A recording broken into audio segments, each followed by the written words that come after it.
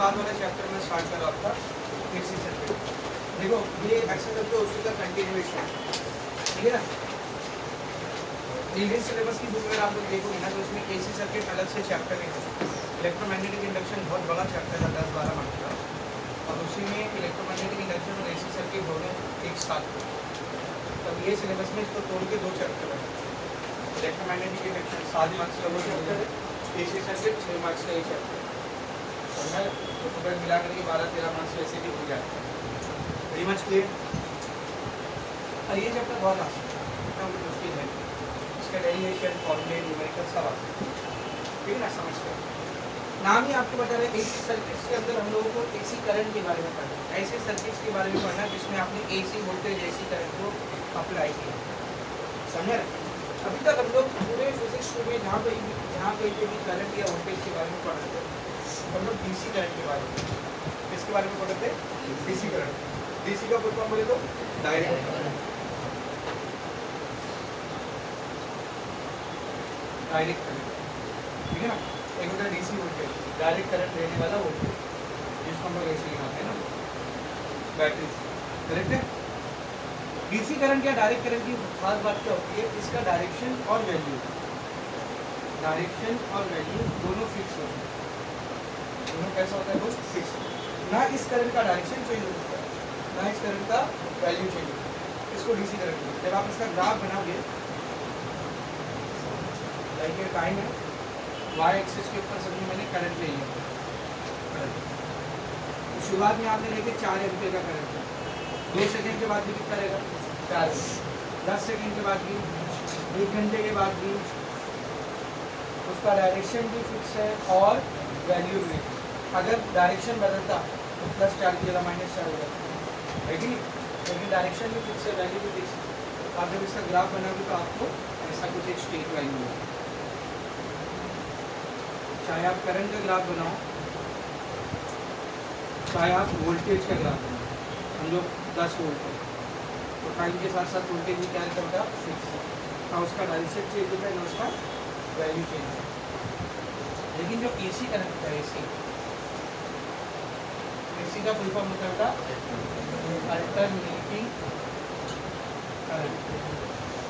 इसका डायरेक्शन बोलो या पोलैरिटी बोलो, डायरेक्शन बोलो या पोलैरिटी बोलो, और वैल्यू दोनों चेंज होती है, दोनों कैसे होती है, वो और भी कैसे चेंज होती है, वो पीरियोडिकली चेंज होती है।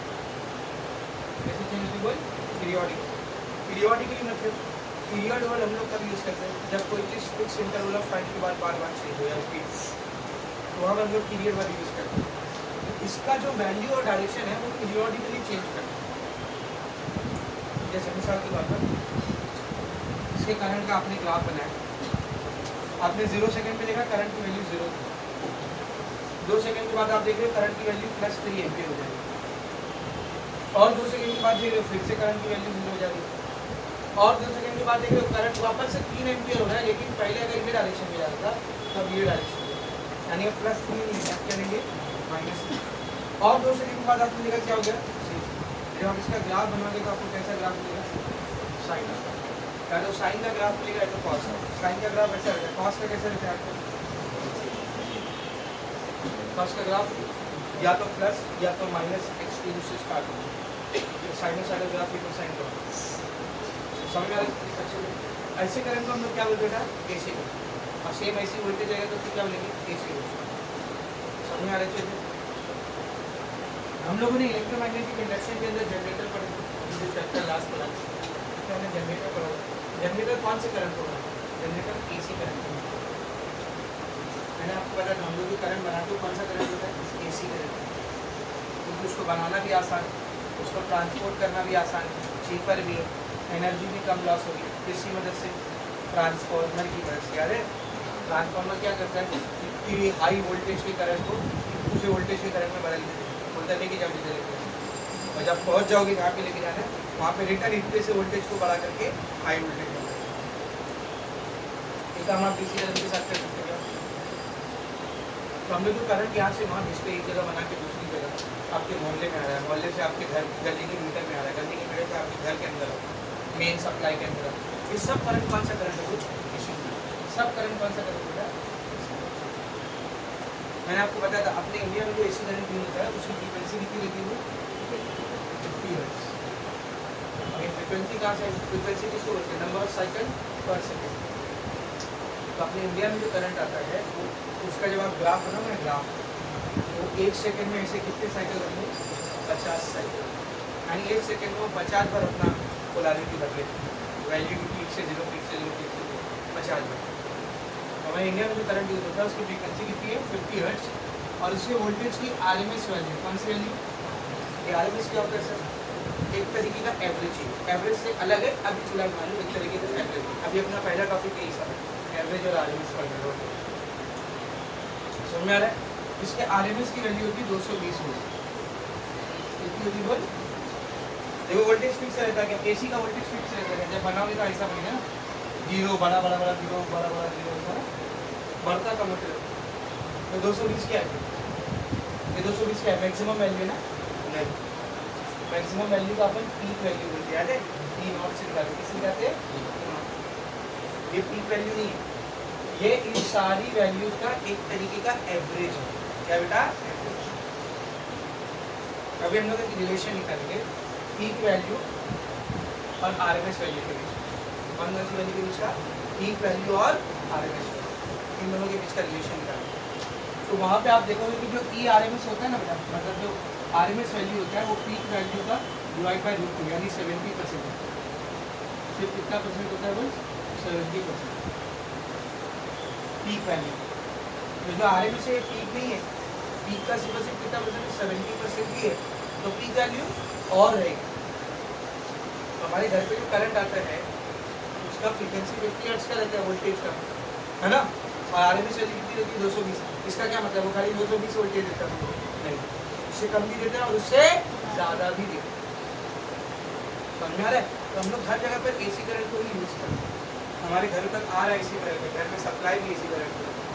बस कुछ इक्विपमेंट ऐसे हैं जो एसी करंट के ऊपर काम करते हैं, जैसे खास करके इलेक्ट्रॉनिक इक्विपमेंट। आपका मोबाइल, जब आप इसको चार्ज करने लगाते हो, चार्जर आपका ऊपर लगा हुआ है जिसका केबल बटन ऑन, आपने जैसे मोबाइल में चार्जिंग लगाई तो मोबाइल में इसको डीसी करंट मिलता है। और वहाँ पे आ रहा क्या है? वहाँ पे आ रहा क्या है? AC current. तो इसको डीसी कैसे मिलेगा? तो चार्जर का अडाप्टर लगा हुआ है ना, उसके अंदर एक सर्किट होता है जिसको रेक्टिफायर सर्किट कहते हैं। क्या कहते हैं बोल? रेक्टिफायर। ये रेक्टिफाई करता है करंट को, मतलब एसी करंट को कन्वर्ट करता है इसमें एसी करंट। तो आपके मोबाइल का चार्जर, आपके लैपटॉप का चार्जर, लैपटॉप को चलाने में, आपका टीवी, कंप्यूटर, ये सारी चीज़ें डीसी करंट पे काम करती हैं। तो आप एसी करंट को जल जाएगा और जल जाएगा। उसका जो सर्किट है, मदरबोर्ड है, वो झेल ही नहीं पाएगा इतना ज़्यादा फ्लक्चुएशन करंट है, वोल्टेज जल जाएगा। तो ये सब किसके काम करता है? एसी। तो इन सारे डिवाइसेस के अंदर रेक्टिफायर लगा होता है जो एसी को इसमें कन्वर्ट करता है डीसी में कन्वर्ट करता है। लेकिन बाकी के दूसरे इक्विपमेंट है आपके घर में, आपका फैन, आपका रेफ्रिजरेटर, एयर कंडीशनर, एसी, ये सारी चीज़ें किस पर काम कर रही है? एसी करंट पर काम कर रही है। किस पे काम कर रही बोल? AC current. इसी वेरी मच क्लियर। तो एसी करंट इसका फुल फॉर्म है अल्टरनेटिंग करंट। तो अगर हम लोग अल्टरनेटिंग करंट बोल रहे इसका ये मतलब कि खाली करंट ही अल्टरनेटिंग है। करंट के साथ साथ और कौन अल्टरनेटिव है? ये वोल्टेज भी अल्टरनेटिव है, राइट? तो एसी करंट या फिर एसी वोल्टेज, वोल्टेज आप और क्या बोल सकते हो? ये इन दोनों का ही वैल्यू डायरेक्शन को और क्या बोल सकते हैं आप? पोलैरिटी और वैल्यू मैग्नीट्यूड। ये दोनों चीज़ें क्या होती है? फिक्स होती है क्या बताओ? नहीं, फिक्स नहीं होती। क्या करती है? चेंज कर देगी। चेंजेस वो भी कैसे चेंज करती है? पीरियोडिकली।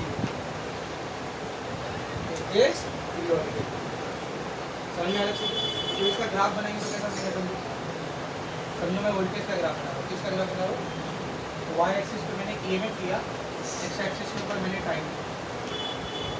आपको EMF का भी जीरो मिलेगा, बढ़ेगा बढ़ेगा बढ़ेगा मैक्सिमम हो जाएगा, फिर घटेगा घटेगा जीरो, कुछ ऐसा ग्राफ आपको मिलेगा, है ना।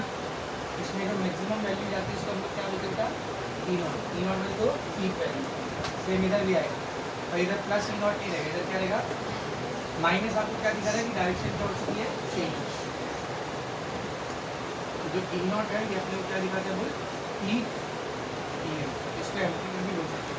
अच्छा कौन सा ग्राफ दिखा आपको, साइन, ऐसा ग्राफ दिखा ये साइन।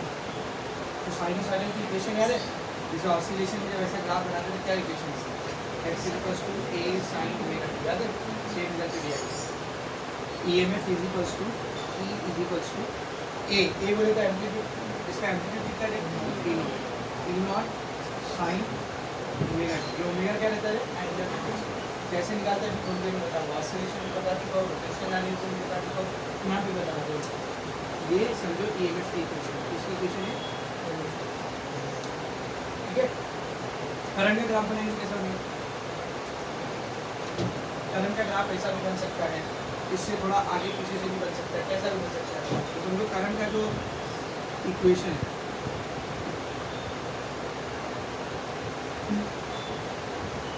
करंट का जो इक्वेशन है वो भी सेम ही ग्राफ बनेगा, बस थोड़ा बहुत आगे पीछे से हो सकता है ना। तो जब ग्राफ आगे पीछे से बनता है, मतलब ये ग्राफ है, दूसरा वाला ग्राफ जो है वो ऐसे बनता है। हम लोग क्या बोलते हैं कि यहाँ जो ग्राफ है इससे 90 डिग्री आगे है, याद है, फेज ज़्यादा है इसमें, खाली एंगल में फर्क आता है ना। तो करंट की इक्वेशन कुछ ऐसी आती है, I equals to I0 sine omega t की ऊपर आ जाएगा, ओमेगा टी प्लस, आप इसको अल्फा से निकाल सकते हो, पाई से निकाल। ये आपको बताता है कि करंट और EMF के ग्राफ के बीच में इससे एंगल का फेज डिफरेंस है। कितने एंगल का फेज अभी करेंगे, अलग अलग केसेस में देखेंगे कब कितने एंगल का फेज डिफरेंस होता है, समझ में आ रहा है। अभी फिलहाल बस इसी याद सर मैं करंट का ऐसा और EMF का ऐसा दिखाता कोई भी चलता, कोई इशू नहीं है आपके ऊपर। बस आपको ये देखना है कि दोनों में करंट और EMF में थोड़ा बहुत फेज डिफरेंस है, कभी कभी रहता है, कभी कभी नहीं रहता, कभी जीरो रहता है, दोनों सेम फेज में भी रहता है। देखेंगे आगे जैसे जैसे चैप्टर चलेगा तो आपको समझेगा। अगर आप करंट की इक्वेशन ऐसे लिखते हैं, I equals to I0 sin omega t, और EMF की लिखते हैं E equals to E0 sin omega t plus alpha, तो भी कोई इशू। तो ये मैंने EMF का इक्वेशन लिख दिया, करंट का इक्वेशन। अब भाई कोई चीज़ अगर पीरियोडिकली चेंज हो रही है तो एक साइकिल कंप्लीट होने में जो टाइम लगता है उसको क्या बोलते हैं, टाइम पीरियड, इसको बोलते time period, time required for completion of one cycle. दिखाते किससे, इसको कैपिटल, और ये टाइम है ना, टाइम तो ऐसा यूनिट क्या रहेगी, सेकंड, सब जानते हैं। अब अगर टाइम पीरियड आए तो और क्या आएगा, फ्रीक्वेंसी, क्या फॉर्मूला है फ्रीक्वेंसी का, 1/2, और यूनिट क्या रहता है इसका, यूनिट क्या रहता है इसका, टाइम पीरियड, फ्रीक्वेंसी और इस ओमेगा के बीच का मैंने आपको रिलेशन बताया, दो रिलेशन। पहला ओमेगा की वैल्यू होती है 2πf, याद है, दूसरा ओमेगा की वैल्यू होती है 2π/t। रोटेशनल डायनेमिक्स में भी ये फॉर्मूला यूज किए, और ऑसिलेशन सेम फॉर्मूले बार बार अपने इंडिया में जो एसी करंट यूज होता है, इन इंडिया जो एसी सप्लाई आता है अपने घरों में, उसकी फ्रीक्वेंसी कितनी होती है, वो 50 हर्ट्ज। फ्रीक्वेंसी कितनी होती है, 50 हर्ट्ज, और RMS वैल्यू कितनी होती है, 220 वोल्ट। इसकी RMS वैल्यू होती है 220 वोल्ट, समझ में आ रहा है अच्छे से, ठीक है ना। 220 वोल्ट ये उसका पीक वैल्यू है, क्या एवरेज वैल्यू, पीक और ज़्यादा जाएगा, पीक 300 के भी ऊपर जाएगा। तो ये तो 70% पीक, जब इसको 100 में करोगे तब पीक आएगा ना, तो पीक की वैल्यू कुछ 310 के भी ऊपर जाएगी, समझ में अच्छे से। अच्छा AC और DC में अगर आप लोग लाइफ थ्रेटनिंग से कंपेयर करोगे कि हमारी जान को किससे ज़्यादा खतरा है, हर एक चीज़ में प्लस पॉइंट AC के पास है, आसानी से बनता है, ट्रैवल भी आसानी से होता है, एनर्जी लॉस भी कम होती है, ये सारे DC के नुकसान हैं। बस लाइफ थ्रेटनिंग अगर आप लोग देखोगे ना, इंसानों की जान को ज़्यादा खतरा AC से ज़्यादा, AC से नहीं, क्योंकि AC करंट जब हमारी बॉडी में घुसता है हमको शॉक लगता है, तो AC का जो DC जो होता है ना, DC का जो शॉक होता है ये रिपल्सिव शॉक होता है। कैसा शॉक होता है, मतलब अगर आपने डीसी करंट पे हाथ रखा तो आपको झटका देगा, ऐसा दूध पिएगा, झटका लगेगा आपको लेकिन दूध पिएगा। पर एसी का जो शॉक होता है ना वो अट्रैक्टिव होता है। वो कैसा होता है? अट्रैक्टिव। वहाँ पे आपको शॉक लगेगा और आपकी बॉडी दूर नहीं फेंकेगी, उधर ही चिपक जाएगी, करंट आपकी बॉडी में जाएगा, आपकी कैपिलरीज को रप्चर करेगा, बंद तक कर देगा, ऊपर से भी अंदर से भी जला कर सकता। तो AC current is more dangerous than DC current. अगर इंसानों की बात करें, शॉक की बात करें, तो ये डीसी का जो शॉक होता है ये रिपल्सिव होता है और एसी का जो शॉक होता है वो अट्रैक्टिव होता है। अगर कोई इंसान 220 वोल्ट के डीसी करंट को पकड़ता है तो उसके बचने के चांसेस बच जाएंगे, झटका खाएगा, थोड़ा बहुत हाथ आपके बुरी लगेगी, बच जाएगी। लेकिन अगर कोई इंसान 220 वोल्ट के एसी करंट को पकड़ लेता है तो उसको बचाना पड़ेगा, वरना वो कब बचेगा? मरने के बाद ही बचेगा।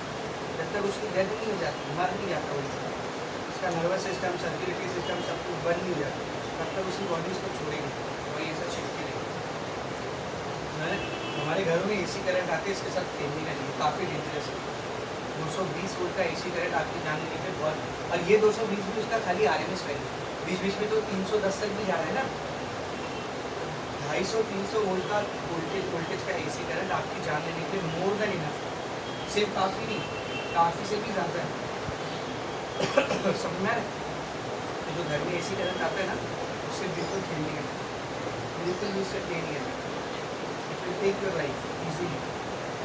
लेकिन आपको एग्जाम्पल मिल जाएंगे आपके मोहल्ले एरिया रिश्तेदारों में जिसकी किसी ना किसी की करंट की वजह से डेथ हुई है, ठीक है ना। तो as far as this point is concern, AC current is very dangerous अगर जान लेने वाली बात है। अदरवाइज बाकी सारे प्लस पॉइंट ही एसी सब प्लस पॉइंट। एक इसका नेगेटिव पॉइंट कि अगर ये शॉक दिया इंसान को तो अच्छा वाला shock, attractive shock. DC current के बाकी सब नेगेटिव पॉइंट है, उसको बनाने में ज़्यादा एनर्जी लगती है, बनाना मुश्किल है, उसको ट्रांसपोर्ट करना मुश्किल है, महंगा भी बहुत पड़ता है। बस ये एक प्लस पॉइंट है उसका, इसका जो शॉक होता है वो अट्रैक्टिव होता है। कैसा होता है? लेकिन इस एक प्लस पॉइंट से हम लोग डीसी करंट यूज़ नहीं कर सकते ना, वरना गरीबों के हिस्सों में करंट आते हैं, गरीबों को इलेक्ट्रिसिटी मिलती है, खाली अमीर को सिर्फ हम लोग 5 सेकंड यूज़ करते हैं। समझ में अच्छे से? तो इस चैप्टर में हम लोग क्या करने वाले हैं, एसी करंट को अलग अलग टाइप के सर्किट के ऊपर अप्लाई करके पढ़ देना। अलग अलग टाइप का सर्किट मतलब मैंने कहा लिया, उसमें सिर्फ और सिर्फ रजिस्टर, क्या बेटा? रजिस्टर, उसको एसी सप्लाई दिया और मेरे को देखने का वो सर्किट कैसा रिस्पॉन्स करेगा एसी सप्लाई। फिर मैंने क्या किया, एक सर्किट लिया जिसमें रजिस्टर हटा दिया, उसकी जगह पे कैपेसिटर लगा दिया, कैपेसिटर। तो मैं उसको देखूंगा कि एसी सप्लाई कैपेसिटर के साथ कैसा रिस्पॉन्स करेगा। फिर क्या करूँगा, मैं एक सर्किट लूँगा ना, उसमें रजिस्टर लगाऊंगा ना, उसमें कैपेसिटर लगाऊंगा, उसमें इंडक्टर लगाऊंगा। इंडक्टर याद है, पढ़े थे भी, इसको बोलते हैं इंडक्टर। जिसका कॉइल, वायर का एक कॉइल, जिसके खुद के अंदर कौन सी प्रॉपर्टी होगी? सेल्फ इंडक्शन की प्रॉपर्टी। कितना सेल्फ इंडक्शन वो करेगा उसके लिए हम लोग सेल्फ इंडक्टेंस निकालते हैं, याद है ना। तो एक सर्किट लूँगा, उसमें इंडक्टर लगाऊंगा और उधर देखूंगा एसी करंट कैसा रिस्पॉन्स कर रहा है। अभी बात में क्या करेंगे मैम, चौथे नंबर पे एक सर्किट लेंगे, उसमें एक रजिस्टर, एक कैपेसिटर, एक इंडक्टर, तीनों सीरीज में लगा, तीनों लाइन से लगा देंगे, उसको LCR सर्किट बोलते हैं। L4 inductance, C4 capacitance, R4 resistance, तीनों एक साथ सीरीज में। फिर उसको हम लोग एसी सर्किट अप्लाई करते हैं, एसी करंट अप्लाई करते हैं, क्योंकि वो सर्किट कैसा बिहेव करता है। फिर इन चारों केस में हम लोग देखेंगे पावर कैसे निकाला जाए। सिर्फ एसी सप्लाई, एक रेजिस्टेंस को दिया गया, कितना power consume, AC supply capacitor को कितना पावर, एसी सप्लाई इंडक्टर को कितना पावर, एसी सप्लाई LCR को कितना पावर। तो उसके बाद एक टॉपिक है LC ऑसिलेशन, क्या LC ऑसिलेशन, सॉरी रेजोनेंस, हाँ ऑसिलेशन भी बोल सकते हैं। LC ऑसिलेशन के बाद एक टॉपिक है सीरीज रेजोनेंस, पैरेलल रेजोनेंस, बाद में चोक कॉइल और चैप्टर फिनिश। छोटे छोटे टॉपिक्स हैं, बहुत ही इंटरेस्टिंग है, समझने के लिए आसान है। लेकिन उन सब को पढ़ने से पहले आपको एक बेसिक टॉपिक वहाँ पर है कि एसी करंट और एसी वोल्टेज की वैल्यू फिक्स नहीं होती है, कंटिन्यूसली क्या होती रहती है, चेंज। तो एक कोई भी वैल्यू यूज़ करते हैं ना हम लोग, तो वो एक वैल्यू कौन सी हो सकती है, एवरेज। जब कोई बहुत सारी वैल्यू अपने पास होती है, अपने को एक नंबर देना होता है, तो हम लोग किसका इस्तेमाल करते हैं, एवरेज का इस्तेमाल करते हैं ना। जैसे भी मैं बोलूँ इस क्लास में बैठे हुए बच्चों की हाइट क्या है, तो कोई एक आंसर आएगा, सबकी अलग अलग हाइट है और मुझे एक आंसर देना है, तो मैं क्या करूँगा, सबकी हाइट को ऐड करके नंबर से डिवाइड करूँगा, मतलब सबकी हाइट का क्या निकालूंगा, एवरेज। अब बता दूँगा कि एवरेज हाइट इस क्लास में बैठे हुए, उसी तरह एसी वोल्टेज और करंट की वैल्यू फिक्स नहीं होती, कंटिन्यूसली चेंज होती है। तो मेरे को एक वैल्यू बतानी तो मैं क्या निकालूंगा, एवरेज। तो हम लोग देखेंगे पहले एसी सर्किट में करंट या वोल्टेज का एवरेज कैसे निकालेंगे, और फिर हम लोग ये देखेंगे कि एवरेज निकालना सही क्यों नहीं है, और जब एवरेज निकालना सही नहीं तो उसके लिए कुछ और निकालना पड़ेगा। वो कुछ और कौन होता है, आरएमएस। तो आरएमएस का कंसेप्ट कहाँ से है, आरएमएस कैसे निकाला जाए, तो उसका क्या होता है। पहला दो टॉपिक आपको जो है वो है एवरेज और आरएमएस का कंसेप्ट। इसका कंसेप्ट एवरेज और आरएमएस। बाकी बेसिक इंट्रोडक्शन एसी सर्किट का समझा। अभी स्टार्ट करते हैं average value of AC current and AC voltage. Derivation आ सकता है, मैं वोल्टेज लेके डेरिवेशन करा रहा हूँ, आप करंट लेके भी कर सकते हो, कोई इशू नहीं, दोनों का डेरिवेशन एग्जैक्टली सेम है।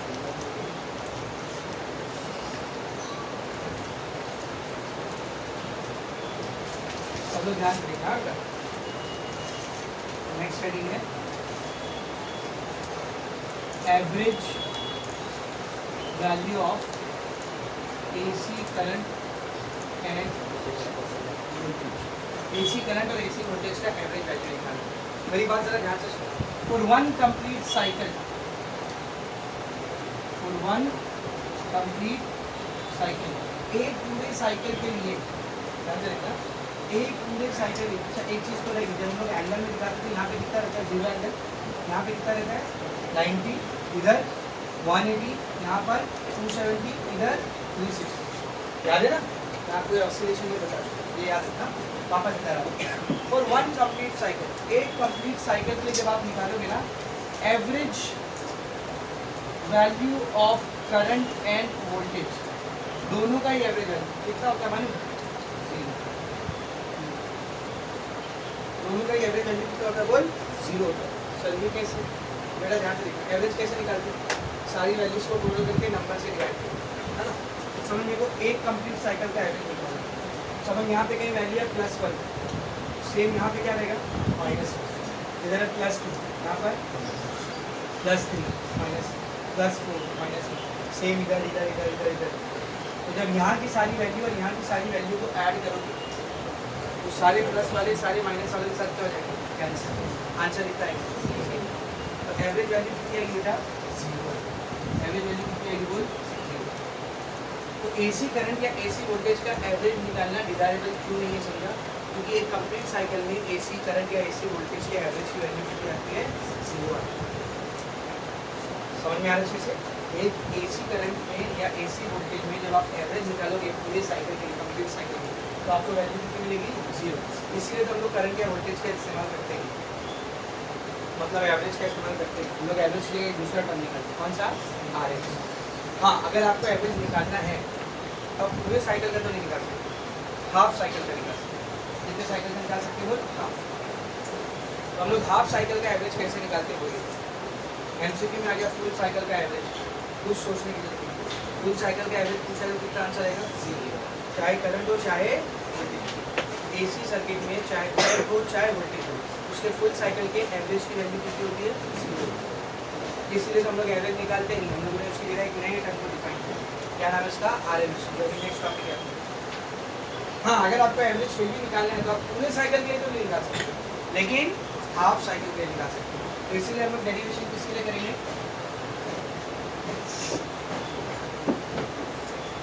एवरेज वैल्यू ऑफ, ध्यान से देखना, AC current end voltage for half,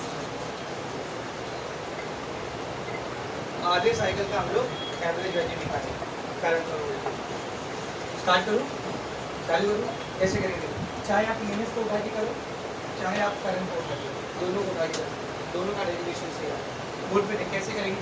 EMF का फॉर्मूला क्या था, ईएमएफ का फॉर्मूला क्या था, ई नॉट साइन ओमेगा टी।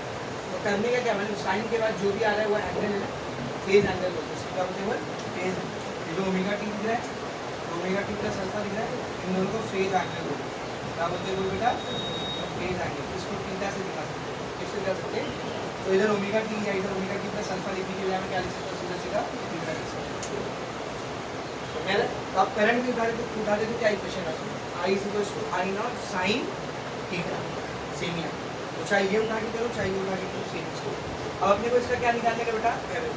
तो जब भी एवरेज लिखते हैं ना हम लोग तो ऐसा निकालेंगे। ये दो सिंबल का मतलब है कि हम लोग टी का क्या निकाल ले, तरीका ये है, ठीक है ना। यहाँ पर भी क्या है समझे ना। अब ये इसको ऐसे ले लो, ई नॉट क्या है बेटा, वो तो फिक्स है ना, टी की वैल्यू चेंज हो रही है क्या, टी की वैल्यू तो फिक्स है, तो जो चीज़ कांस्टेंट होगी ना उसको हम लोग एवरेज के बाहर ले सकते हैं। तो ये ई नॉट कांस्टेंट है, उसको एवरेज के बाहर ले, तो बचा कौन, खाली एवरेज ऑफ साइन। तो अपने को खाली साइन थीटा का एवरेज निकालना है, और उसको उठा के यहाँ पर रख देना है, अपने को ई का एवरेज मिलता है। देखिए ई के एवरेज को देखना ऐसा है, ई कितने साइकिल के लिए, पूरे साइकिल के लिए क्या, पूरे साइकिल के लिए कितना रहेगा, 0 रहेगा। हम लोग हाफ साइकिल के लिए इसको इक्वेशन नंबर 1 बोलते हैं साइन थीटा का एवरेज। अब सर साइन थीटा का एवरेज कैसे निकालेंगे, तो कोई चीज़ जब पीरियोडिकली चेंज होती है ना तो उसके एवरेज निकालने का एक फॉर्मूला होता है। क्या फॉर्मूला होता है, सब लोग बोर्ड पर ध्यान से देखो। इसके एवरेज निकालने का फॉर्मूला डायरेक्ट क्या देते हैं, इसको sine theta into D theta, इसका इंटीग्रेशन करेंगे, इसका क्या करेंगे इंटीग्रेशन, और इसको डिवाइड करेंगे डी थीटा का इंटीग्रेशन, इसको डायरेक्ट क्या देते हैं साइन डी थीटा का इंटीग्रेशन करेंगे और उसको डिवाइड कर देंगे किससे, डी थीटा के इंटीग्रेशन से। समझ में अच्छे से। जब भी कोई चीज़ पीरियोडिकली चेंज होती है, समझिए वाई एक्सिस है, ये एक्स एक्सिस है, उसके ऊपर कुछ पीरियोडिक चेंज होती है, ठीक है, और आपको वाई का क्या निकालना है, एवरेज निकालना है। तो वाई के एवरेज निकालने का फॉर्मूला होता है वाई इंटू ये जो एक्स दिख रहा है एक्स, इसके इन्फिनिटेसिमल वैल्यू को लेंगे डी एक्स, और उसको इंटीग्रेट करो और डिवाइड करो किससे, उसी डी एक्स के, तो आपका एवरेज मिल जाएगा। ये एवरेज निकालने का तरीका, ठीक है ना। तो ध्यान से देखिए, किसका एवरेज निकाल हम लोग, साइन थीटा। एक्स पे हम लोग क्या ले रहे हैं, थीटा ना, वेरिएबल कौन इधर, थीटा चेंज है ना, 0, 1 डिग्री, 2 डिग्री, 5 डिग्री, तो आगे मैं किससे मल्टीप्लाई कर रहा हूँ, डी थीटा, और सेम डी थीटा के इंटीग्रेशन से नीचे डिवाइड कर रहे हैं। लेकिन ये सारा काम हम लोग कितने साइकिल पे कर रहे हैं, हाफ साइकिल का शुरुआत में एंगल कितना रहेगा दोस्तों, हाफ साइकिल में शुरू में एंगल 0 रहेगा और आखिरी में पाई 180, है ना। यहाँ पे पाई बाई 2 रहेगा ना बेटा, इधर पाई, इधर पे 270 मतलब 3 पाई बाई 2, और फिर इधर पे 2 पाई।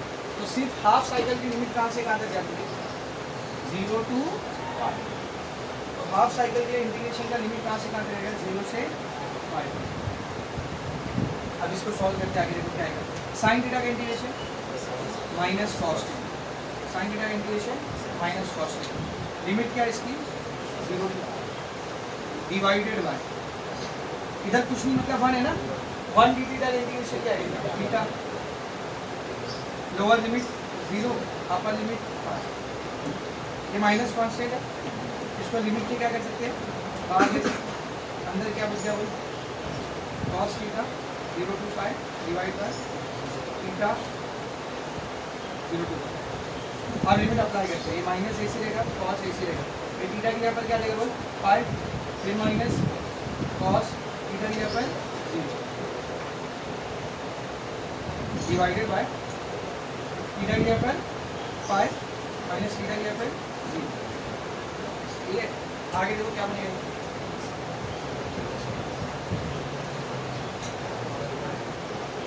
आगे देखिए सब लोग, साइन थीटा का एवरेज, साइन थीटा का एवरेज ये माइनस ऐसी रहेगा, कॉस पाई यानी कॉस 180, कॉस 180 क्या होता है minus cos 0 plus divided by pi minus 0 पाई, कितना ये देखिए माइनस माइनस और minus 1 -2 divide by pi, minus minus plus 2 by pi, इसका एवरेज आ रहा है साइन थीटा, इसका एवरेज आ रहा है इसको पुट कर दो इक्वेशन नंबर 1, क्या बनेगा, e average is equals to e not into sine theta का एवरेज कितना है बेटा 2/5, तो ई एवरेज का फॉर्मूला क्या रहता है, e average is equals to 2 into e not by 5। आप ये फॉर्मूले को ऐसे भी याद रख सकते हो या आप इस फॉर्मूले को एक और तरीके से याद रख सकते हो, 2 एक कांस्टेंट है, पाई एक कांस्टेंट है, दोनों को डिवाइड करके देखते हैं कितना आएगा, 2 डिवाइडेड बाय पाई, वैल्यू आ रही 0.636, कितनी आ रही बोल 0.636 आ रही है, तो 0.637 मिलेगी, तो कितना हो जाएगा, e average is equals to 0.637 into so these are the value of average EMF of an AC circuit for half cycle. Average current की क्या वैल्यू आएगी? सेम ही रहेगी, बिल्कुल सेम रहेगी। करंट का डेरिवेशन कैसे करोगे? यहाँ पे क्या आएगा? I is equal to I not sine, I average I not, sine theta वाला पार्ट तो पूरा सेम है, फिर उठा के इसका तो चाहे एवरेज करंट निकाले होंगे चाहे एवरेज ईएमएफ निकाले होंगे, डेरिवेशन क्या है आपसे दोबारा दिखाते हुए पूरा कर लेंगे ना करंट के लिए, ठीक है ना। तो यहाँ पर देखो सिमिलरली आई एवरेज का वैल्यू भी कितना रहेगा बोल 2 into I not by pi, या तो ये फॉर्मूला याद रखो या फिर 0.637 इंटू आई नॉट, समझा। तो इन शॉर्ट अगर मैं आपसे बोलूँ for complete cycle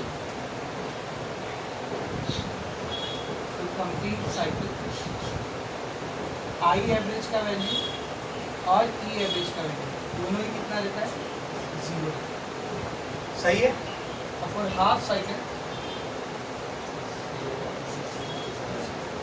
cycle I average का वैल्यू रहता है 2 into peak current divided by pi, या फिर 0.637 इंटू पीक करंट, और ई एवरेज का वैल्यू रहता है 2 into peak voltage by pi, या फिर 0.637 into.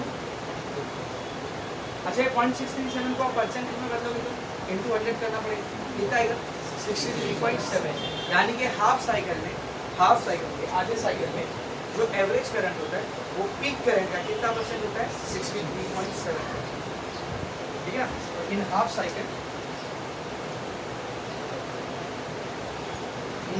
Cycle the average current या फिर वोल्टेज, करंट बोलो या फिर वोल्टेज बोलो, is 63.7% of peak current और समझा अच्छे से। आसान करने के लिए अगर मैं आपको समझाऊँ, समझो आपने ईएमएफ का एक ग्राफ बनाया, और आपको ई नॉट का जो मैक्सिमम वैल्यू आ रहा है वो 100 वोल्ट आ रहा है, कितना आ रहा है? 100 वोल्ट। तो ये आधे साइकिल में वोल्टेज के सारे पॉइंट पर जब आप एवरेज निकालोगे कितना वोल्टेज आएगा? 63.7, यानी पीक का 63.7%। तो 100 वोल्ट का 63.7% कितना है? 63.7। समझ रहे? यानी पीक की जितनी भी वैल्यू रहने वाली है आधी साइकिल की सारी वैल्यू का एवरेज उस वैल्यू का 63.7%। समझा अच्छे से? तो दिस इज द फॉर्मूला। अगर आपको पीक करंट दे करके हाफ साइकिल का एवरेज करंट या एवरेज वोल्टेज निकालने बोलेगा तो निकाल लो, या हाफ साइकिल का एवरेज करंट या एवरेज वोल्टेज दे करके पीक करंट या पीक वोल्टेज निकालने बोलेगा तो भी कर लेंगे, बस क्या फॉर्मूला यूज करेंगे। तो पहला डेरिवेशन किसका? एवरेज करंट और एवरेज वोल्टेज। अब किसका करने का अपने को? आरएमएस करंट और आरएमएस वोल्टेज। आरएमएस की जरूरत क्यों पड़ रही है? समझा क्यों जरूरत पड़ रही है? दिस इज द रीजन, ये रीजन। एवरेज के ऊपर डिपेंड नहीं कर सकते हम, क्योंकि एक पूरे साइकिल में एवरेज हमेशा कितना आएगा? 0। तो आप करंट या वोल्टेज की जब एवरेज वैल्यू निकालोगे तो आपको 0 ही मिलने वाली है, क्योंकि हम लोग जब भी स्टडी करेंगे तो पूरे साइकिल को स्टडी करेंगे, हाफ साइकिल को स्टडी करेंगे नहीं। तो इसका लीडिंग क्या करेंगे? अच्छा डालेंगे, इसका कुछ नहीं कर सकते। इसलिए हम लोगों ने एवरेज के कंसेप्ट को हटा दिया और एक दूसरे कंसेप्ट को हटाया। और दूसरा कंसेप्ट कौन सा बेटा? आरएमएस का कंसेप्ट। अब ये आरएमएस पिक्चर में कहाँ से आता है, आरएमएस को डिफाइन कैसे करना है, क्यों आया आरएमएस, कैसे आया, और आरएमएस का भी सेम डेरिवेशन कैसे करेंगे, वो सब अभी आपको करा तो पहले पूरा लिख, ठीक है।